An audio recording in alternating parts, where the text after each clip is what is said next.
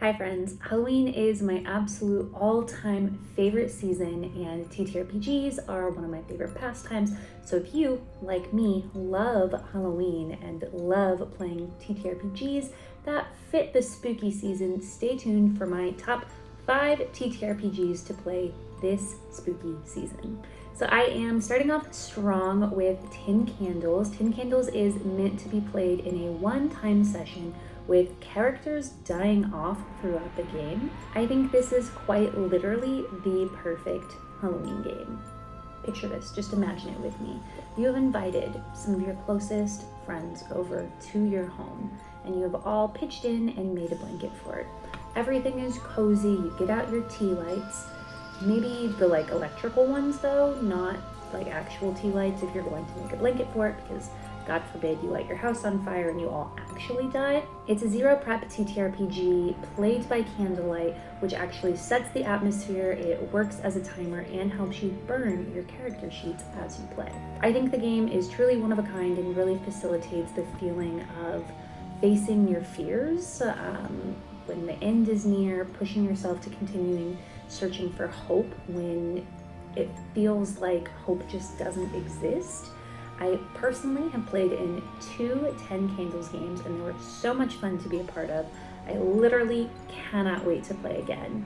Coming in at number 2 on my suggestion list, I think Monster of the Week is also a perfect game to recreate the 80s and 90s horror slashers that we all grew up absolutely loving while we watched. In Monster of the Week, you team up with other monster hunters to take on the big bad in a fast-paced, cinematic-esque type game. There are 8 core moves to choose from to help you kick some ass while you investigate the mysteries and take care of the monsters. And there are also quite a handful of different playbooks to choose from. My 2 favorites are the Flake, aka the person that everyone thinks is a conspiracy theorist, and the Snoop, aka a reporter.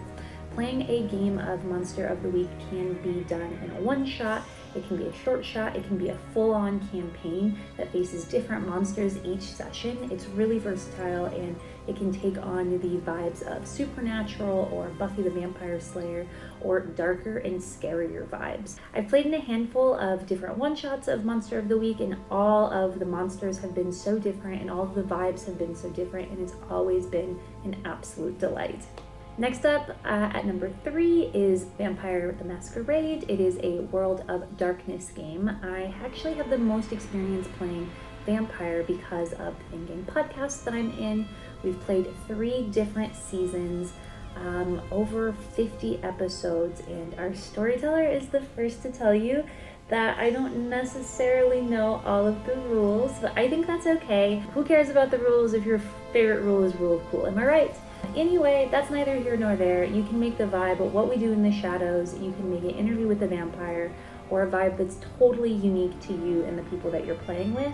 I personally love the messiness of kindred and human relations. I think it's so much fun. And then mixing in the politicalness of the game, it's chef's kiss. There's also Werewolf the Apocalypse, Hunter the Reckoning, and so many other World of Darkness games that you can play as well. I think there's something really, really special about mixing in thinking about horror and what's scary and goes bump in the night when you apply a childhood lens on it. And that's why Little Fears is on the list at number 4, and actually, spoiler alert, Kids on Bikes is coming in at number 5, but I'll talk about that in a couple minutes. I think Little Fears does a really, really great job of having simple rules and character sheets so you can breeze through a session 0 and get straight into running a really, really fun game. I have to shout out my pal Bran. He ran an amazing Little Fears game for me, a charity stream 2 Halloweens ago. There were so many lighthearted moments that he just snatched right away from us with some particularly terrifying monsters. What I especially love about this game, at least for our game, was that we were playing as 2nd graders, whereas Kids on Bikes, I tend to see folks playing slightly older kids all the way up to teenagers. Kids on Bikes isn't necessarily a horror game, but I feel like it really lends itself well to the horror genre.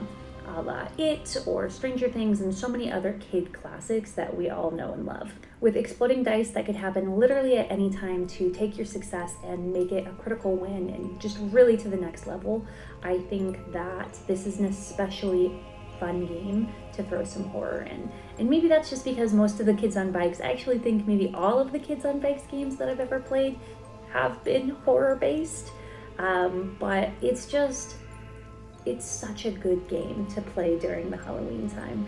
And maybe also it's because Bran, who ran the Little Fears game, also ran a 4-shot series of Kids on Bikes that has just stuck with me for many, many years right here. It was such a fun time. But the one thing that I do know about Kids on Bikes is that the system is fantastic and it is so fun to solve a mystery as a kid. And speaking of mysteries, I wanted to do one honorable mention, and that is Mystery Business. I just played it for the first time for a spooky season charity stream. You might have saw it for Doctors Without Borders. It gave me everything I needed and more to live out my best Scooby-Doo gang vibes. They have the playbooks that match up with Scooby, Shaggy, Daphne, Velma, and Fred. And the playstyle is just really reminiscent of the like running from door to door and having chase scenes and hiding. It was a really, really fun time. So there you have it, folks. There are my top 6 technically TTRPGs to play during the Halloween season, as well as some of my favorites from my followers. Let me know in the comments what you like to play during the Halloween season.